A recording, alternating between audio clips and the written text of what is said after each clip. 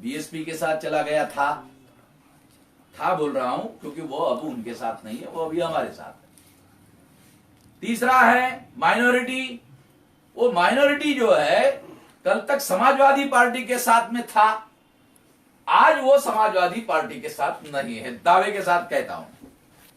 क्योंकि जिस तरह से प्रेस कॉन्फ्रेंस करने के बाद में जिस तरह से मुसलमानों के ऑल इंडिया से और उत्तर प्रदेश में हम लोगों को मैसेज आए, टेलीफोन आए, तो इसका मतलब ये जो सामाजिक जनाधार है जो कांग्रेस के साथ में था, आज ये सामाजिक जनाधार में यदि ब्राह्मण का जनाधार अगर छोड़ दिया जाए तो शेड्यूल कास्ट का जनाधार हमारे साइड खिसक गया है, माइनॉरिटी का जनाधार मजबूती से हमारे साथ आ गया है। और बाबू सिंह जी की मदद से और बाबू सिंह जी के साथ साथ बामसेप कोई केवल शेड्यूल कास्ट का संगठन नहीं है। अभी बैकवर्ड क्लासेस के राष्ट्रीय अध्यक्ष चौधरी विकास पटेल जी यहाँ अभी आए थे, उनको बुलाया जाए, हाँ उनको बुलाया जाए। तो चौधरी विकास पटेल जिनका संगठन बैकवर्ड क्लासेस के तमाम जातियों में है और अति पिछड़ी जातियों के लोगों का भी संगठन हमारे पास है, नॉमिडिक टाइप के लोगों का भी संगठन हमारे साथ है, इस गठबंधन के साथ में है। और आपको आने वाले समय में लगभग 87 संगठन उत्तर प्रदेश में इस गठबंधन का समर्थन करने की घोषणा करेंगे, उनको टिकट देने की जरूरत नहीं। जो 87 संगठन हैं उनको टिकट दिए बगैर, वो सिद्धांत ये हमारे हैं, हमारा इलेक्शन मैनिफेस्टो है और वो इलेक्शन मैनिफेस्टो हम लोग स्टैंप पेपर पर लिख के देंगे और लोगों को ये वादा करेंगे कि जो वादा हमने किया अगर नहीं निभाया तो हाई कोर्ट में, सुप्रीम कोर्ट में हमारे खिलाफ में केस करो। हम वादा वही करेंगे जो वादा हम पूरा कर सकते हैं। जैसे अभी बाबू सिंह जी कह रहे थे कि अटल जी ने पेंशन बंद कर दी, अखिलेश जी ने कहा कि हम पेंशन शुरू करेंगे, जबकि उनके पिताश्री ने इस पेंशन को सबसे पहले खत्म किया। बुढ़ापे में जो आदमी 30, 32, 35 साल तक आप सरकार की सेवा कर रहा है और बुढ़ापे में उसको हवा में छोड़ देना, ये तो दुनिया में कहीं पर भी उपलब्ध नहीं है। इस तरह की बातें वो जिंदगी के जवानी के सारा समय जो है वो सरकार की सेवा करने में लगाए और बुढ़ापे में जब उसकी कोई मदद करने वाला नहीं है उसको इस तरह से ऑक्सीजन पर छोड़ दिया जाए, ये पॉलिसी अच्छी नहीं मानी जा सकती या न माना जा सकता है। इसलिए अखिलेश ने वादा किया पेंशन देने का, मगर उनके पिताश्री ने इसे रद्द कर दिया। तो इसलिए अखिलेश के इस वादे पर यकीन नहीं किया जा सकता। हम लोग इस पर यकीन नहीं करते, हम लिख कर देंगे, हम इसको लिख कर देंगे और इस पर अमल करने के लिए जो फंड जनरेट किया जा सकता है, आज सुनकर आप लोगों को खास बात बताता हूं। मुझे लगता है इसके तरफ किसी के ध्यान गया नहीं है। कल के अखबार की खबर है, वर्ल्ड इकोनॉमिक फोरम के दौरान जब प्रधानमंत्री भाषण कर रहे थे तो उस समय अखबार में डाटा पब्लिश हो रहा था ऑक्सफाम का। उन्होंने कहा कि 1-1.5 साल पहले उद्योगपतियों की 10 उद्योगपतियों की प्रॉपर्टी 23 लाख करोड़ थी, अभी वो 53 लाख करोड़ हो गई है। इसका मतलब यह है कि 30 लाख करोड़ रुपया ये 1.5 साल में उद्योगपतियों के अकाउंट में जमा हो गया है। इतना पैसा आया कैसे? जब तक गवर्नमेंट इस तरह की पॉलिसी ना बनाए तब तक उद्योगपतियों के पास इतना पैसा कैसे जमा हो सकता है? आखिर गवर्नमेंट कर क्या रही है? आखिर सरकार कर क्या रही है? पैसा अगर इतना एक जगह संग्रहित हो गया तो उसका दूसरा परिणाम सामाजिक असंतुलन पर होता है और लोगों के बिलो पॉवर्टी लाइन पर या भूखमरी लाइन पर अब तो एक नई लाइन आ गई है। ऑक्सफोर्ड ने ये नया शब्द यूज किया है, वो क्या शब्द यूज किया उन्होंने? एक्सट्रीम, अंग्रेजी का शब्द यूज किया है एक्सट्रीम पॉवर्टी। यानी पहले तो बिलो पॉवर्टी होती, ये शब्द हम लोग सुनते थे, मगर अभी ऑक्सफोर्ड में एक नया शब्द यूज किया है वो है एक्सट्रीम, यानी अत्यंत। वो भयंकर स्थिति में लोगों को इस दौरान पहुंचा दिया गया है। और इसके बावजूद भी बड़े पैमाने पर बीजेपी वाले जो प्रोपेगेंडा कर रहे हैं वो विज्ञापन में ज्यादा है। और एक खबर आई है, उनके जो डिप्टी सीएम है उनको लोग दौड़ा रहे हैं, उनके चुनाव क्षेत्र के लोग दौड़ा रहे हैं। अब उनके चुनाव क्षेत्र के लोग अगर दौड़ा रहे हैं तो इसका मतलब यह है कि लोग संतुष्ट नहीं है, ऐसा कहा जा सकता है। और केशव प्रसाद मौर्य जी के साथ में जो धोखाधड़ी की है, ये कहानी तो है ही है कि उनका चेहरा दिखाकर वोट लिया गया, ओबीसी का वोट लिया गया और बाबा जी को लाकर बिठा दिया गया। मतलब चेहरा दिखाकर ओबीसी का वोट लिया, और जब मुख्यमंत्री पद के लिए बनाने का समय आया तो मौर्य जी को नहीं बनाया। तो ये कहानी उत्तर प्रदेश के लोगों को पहले से ही मालूम है।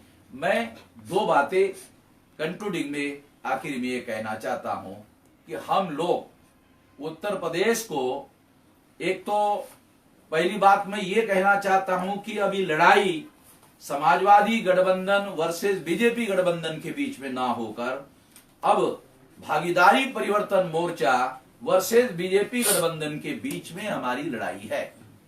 अब ये लड़ाई होगी, और ये लड़ाई होगी, इस बात को उत्तर प्रदेश के प्रजा को समझना है। अगर वो इस बात को समझते हैं तो निश्चित रूप से वो इस बात को ध्यान में रखते हुए आने वाले समय में वोट करेंगे। अगर वो वोट करेंगे तो निश्चित रूप से उत्तर प्रदेश की जनता के द्वारा यदि हम लोगों को सरकार बनाने के लिए बहुमत दिया तो इस सरकार में 2 मुख्यमंत्री होंगे। वो 2.5 साल मुख्यमंत्री होंगे। बाबू सिंह जी को मंत्री पद का भी अनुभव है, प्रशासन का भी अनुभव है, सरकार चलाने का अनुभव है, सीनियर मोस्ट मंत्री रहे हैं। इसलिए उनको इस गठबंधन के तहत एक बहुत मजबूत दावेदार के तौर पर मुख्यमंत्री तौर पर पेश किया जा रहा है, और हम उनका बहुत ताकत से, बहुत शक्ति से समर्थन कर रहे हैं, और इसका सारे प्रदेश में बड़े पैमाने पर समर्थन करेंगे, पूरी संगठन शक्ति लगाकर करेंगे। दूसरा है परमेंद्र प्रताप जी, जो बहुजन मुक्ति पार्टी के, थोड़ा 1 मिनट आइए, यहाँ खड़े हो जाइए या फिर बैठे, आई जगह तो बैठने के लिए। परमेंद्र प्रताप जी है आगरा के रहने वाले, और ये बहुजन मुक्ति पार्टी के राष्ट्रीय कार्याध्यक्ष है। तो 2.5 साल के लिए इनको मुख्यमंत्री तौर पर हम लोग यहां पर प्रोजेक्ट कर रहे हैं। तो 2 व्यक्ति हमारे हो गए, 3 डिप्टी सीएम हो गए। 3 डिप्टी सीएम देने का हम लोगों ने वादा किया उस दिन प्रेस कॉन्फ्रेंस में, उसमें 1 व्यक्ति मुस्लिम रहेगा, और यह जिम्मेदारी ओवैसी साहब की लगाई गई है कि ओवैसी साहब, वो डिप्टी सीएम का मुस्लिम चेहरा कौन होगा, ये जिम्मेदारी ओवैसी साहब की लगाई है। वो उनके पार्टी का, या वो जो चाहते हैं वो मुस्लिम चेहरा वो देने के लिए स्वतंत्र है, आजाद है, उनको वो अधिकार दिया गया है। और 2 आदमी ये 25-26 तारीख तक, और 2 चेहरे जो है डिप्टी सीएम के तौर पर हम लोग घोषित करेंगे, देंगे। तो इस तरह से ये जो 3 डिप्टी सीएम है ये 5 साल तक रहेंगे। ये 2.5 साल का इनका टर्म नहीं है, ये 5 साल के लिए रहेगा। तो इस तरह से एक तो ये बात मैं आप लोगों को बता रहा हूं। दूसरा, तीनों पार्टियों के द्वारा मिलकर इलेक्शन मैनिफेस्टो बनाया जाएगा, और ये इलेक्शन मैनिफेस्टो तीनों पार्टियों के जो महत्वपूर्ण बिंदु है, महत्वपूर्ण मुद्दे है, वो महत्वपूर्ण बिंदु और महत्वपूर्ण मुद्दे जो हैं उसमें समाहित किए जाएंगे। मैं इस बात को समझाने के लिए एक उदाहरण आपको दे करके इस बात को मैं समाप्त करना चाहता हूं। जब आजादी का आंदोलन चल रहा था, गांधी जी के द्वारा और नेहरू जी के द्वारा स्वराज्य की बात कही जा रही थी। तिलक ने कहा भी था, स्वराज्य हमारा जन्मसिद्ध अधिकार है, और हम इसे लेकर रहेंगे। तो हमारे लोगों को अभी तक स्वराज्य समझ में नहीं आया है। हमारे लोगों को, जो हम जिसको बिलोंग करते हैं, उन लोगों को स्वराज्य समझ में नहीं आ रहा है। जिन लोगों ने राज्य पर कब्जा किया वो लोग स्वराज्य की बात करते हैं कि हम विकास करेंगे, विकास करेंगे, विकास करेंगे। वो मोदी जी तो विकास के बगैर दूसरी कोई बात ही नहीं करते कि वो विकास विकास विकास। और उनका विकास क्या है? तो उत्तर प्रदेश में 13 इंटरनेशनल एयरपोर्ट बनाए, 13 इंटरनेशनल एयरपोर्ट। तो हमारे लोग घर के आंगन में आकर ऐसा केवल देखने का ही काम कर सकते हैं, बाकी बैठने के लिए तो उनके हिस्से में आता नहीं है। तो ये विकास का हमारे साथ कोई संबंध है ऐसा नहीं कहा जा सकता। दूसरा, एक्सप्रेस हाईवे रोड के बारे में कहा जाता है कि 1 लेन का 2 लेन कर दिया, 2 लेन का 4 लेन कर दिया, 4 लेन का 6 लेन कर दिया, 6 लेन का 8 लेन कर दिया। ठीक है, ये कर दिया, ये तो मानना पड़ेगा, ये तो बात सही है, मानना पड़ेगा। मगर उसमें लिखा होता है 8 लेन वाले में, 6 लेन वाले में कि इसमें बैलगाड़ी नहीं चलाई जा सकती, इसमें घोड़ा गाड़ी नहीं चलाई जा सकती, इसमें मोटरसाइकिल नहीं चलाई जा सकती, इसमें साइकिल नहीं चलाई जा सकती। तो हम लोगों को तो आउट कर दिया भाई एक्सप्रेस हाईवे रोड। हम तो, हमारे लिए तो है नहीं वो। ठीक है, आपका जो विकास का मॉडल है उस विकास को मॉडल को आप स्वराज भी नहीं कह सकते, क्योंकि हमारे लिए तो ये अमल में लाने वाला है ही नहीं। हमारे लिए क्या चाहिए? हमारे जो लोग हैं जिनको क्या चाहिए, हम जिनको बिलोंग करते हैं, SC ST OBC माइनॉरिटी के लोग जो है बिलोंग करते हैं, उनको क्या चाहिए? इज्जत से रोटी कपड़ा और मकान।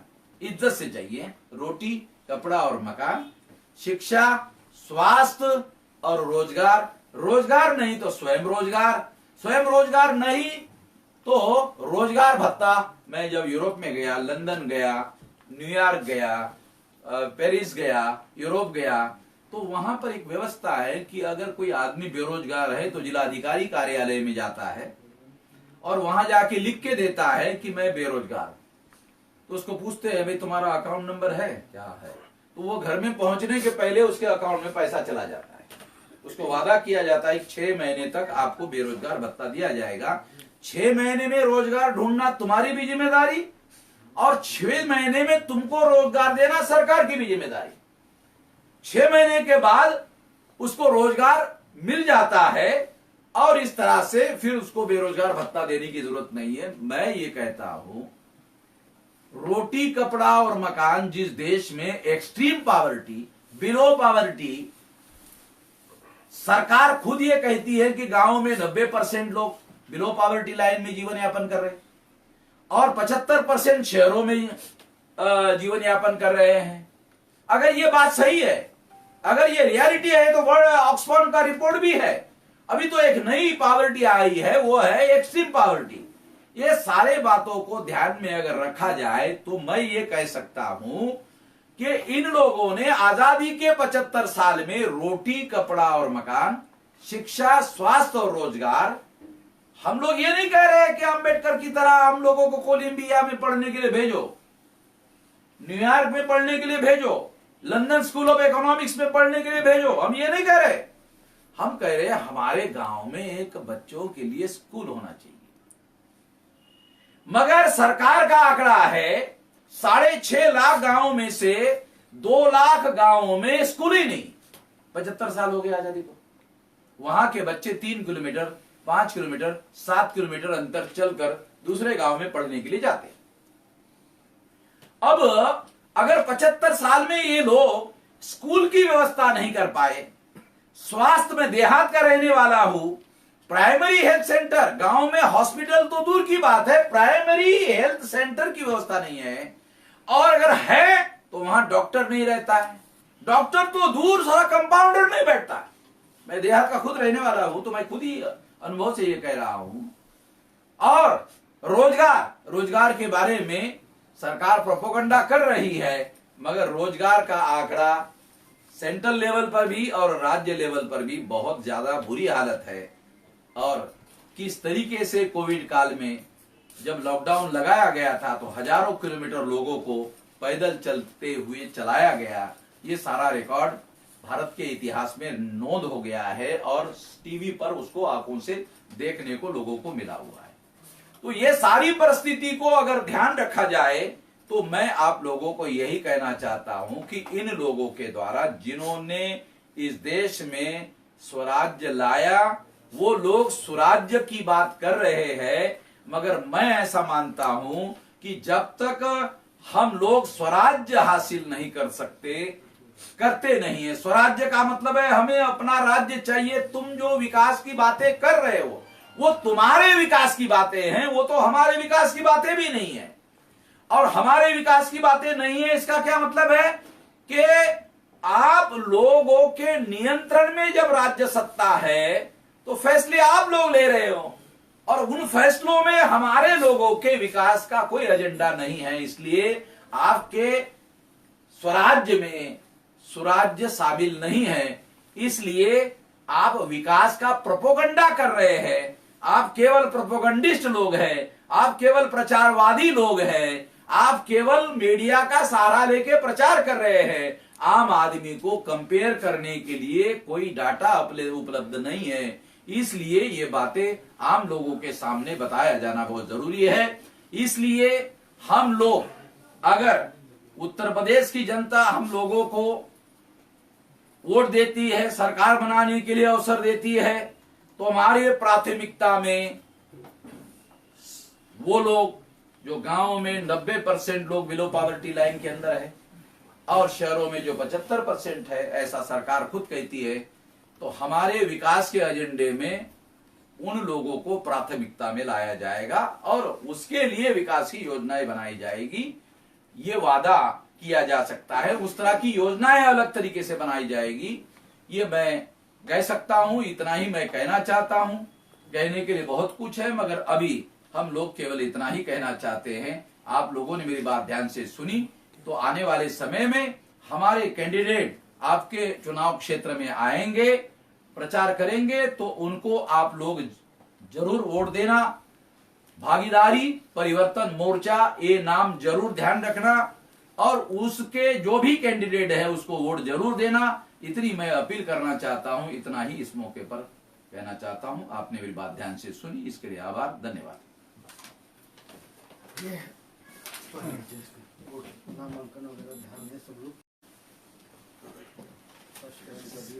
साथियों, ये कुछ बाबू सिंह जी के द्वारा कुछ बातें आप लोगों को मेरे द्वारा बताने के लिए कहा गया है। ये मैं पढ़ के सुनाता हूं ताकि सभी लोगों को जानकारी हो जाए।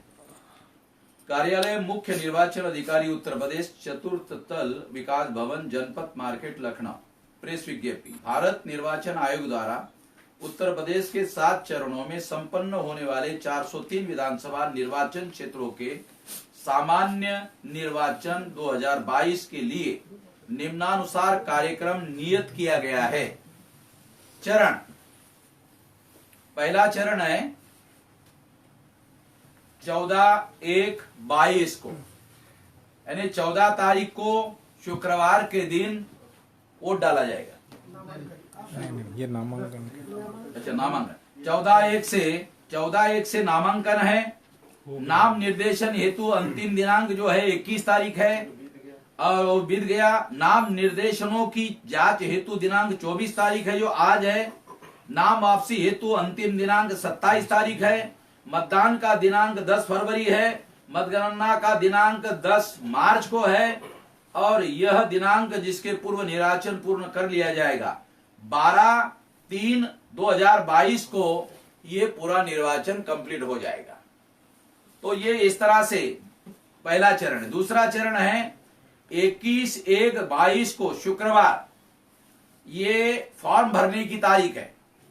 उसके बाद 28 तारीख नाम निर्देशन हेतु आप दाखिल कर सकते हैं।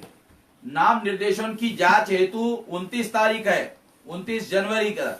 नाम वापसी हेतु अंतिम दिनांक है 31/1/22 सोमवार तक और मतदान का दिन 14 फरवरी 2022 को और 10/3 को बृहस्पतिवार को मतगणना का दिन है और 12/3 जो पहले ही घोषित की गई है, आपको बताया गया है कि इसमें ये कंप्लीट हो जाएगा। तृतीय चरण में 25/1/22 को मंगलवार को निर्वाचन की अधिसूचना की घोषणा होगी और 1-2 यानी 1 फरवरी 2022 को मंगलवार को नाम निर्देशन हेतु अंतिम दिनांक होगा।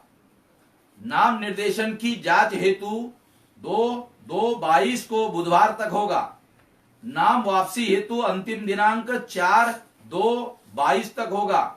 मतदान का दिनांक 20/2/22 को होगा। मतगणना का दिनांक 10/3/2022 को होगा। चतुर्थ चरण का 27/1/2022 बृहस्पतिवार को निर्वाचन की अधिसूचना घोषित होगी। यहां से फॉर्म भरना शुरू होगा। नाम निर्देशन हेतु अंतिम दिनांक है 3/2 यानी फरवरी के 3 तारीख को ये नाम निर्देशन हेतु अंतिम दिनांक होगा। 4/2 को नाम निर्देशन जांच करने का दिन होगा और नाम वापसी हेतु अंतिम दिनांक 7 तारीख होगा फरवरी का और मतदान का दिन 23/2/2022 को होगा और 10/3 को बृहस्पतिवार को ये मतगणना का दिन होगा। पंचम चरण में 1/2/22 को निर्वाचन की अधिसूचना घोषित होगी और 8 तारीख तक 8 फरवरी तक फॉर्म भरने की समय सीमा होगी। उसके बाद 4/2/2022 को नाम निर्देशन जांच करने का कार्यक्रम चलेगा। नाम वापसी हेतु दिनांक 7/2 को यह समय निर्धारित किया गया है। मतदान का दिनांक 23/2 को होगा और मतगणना का दिनांक 10/3 होगा। पंचम चरण में 1/2/2022 को मंगलवार को 5वां चरण चलेगा और 8 तारीख तक मंगलवार तक चलेगा ये फॉर्म भरने का समय। 9 तारीख को बुधवार को ये नाम निर्देशनों की जांच हेतु 9 तारीख दिया गया है। 11/2 शुक्रवार को नाम वापसी का दिन है और मतदान का दिनांक 27/2 है। उसके बाद 6 नंबर का चरण है। 4/2 शुक्रवार को ये फॉर्म भरने के लिए अधिसूचना घोषित होगी और वहां से फॉर्म भरना शुरू होगा। 11/2 तारीख को यानी फरवरी के 11 तारीख को शुक्रवार को नाम निर्देशन हेतु आप फॉर्म भर सकते हैं और 14 तारीख तक सोमवार को जांच होगी। उसके बाद में नाम वापसी लेने के लिए ये तारीख जो है 16/2 की होगी और मतदान का दिन जो है वो 3 मार्च 2022 का होगा और 10/3 को बृहस्पतिवार को मतदान होगा।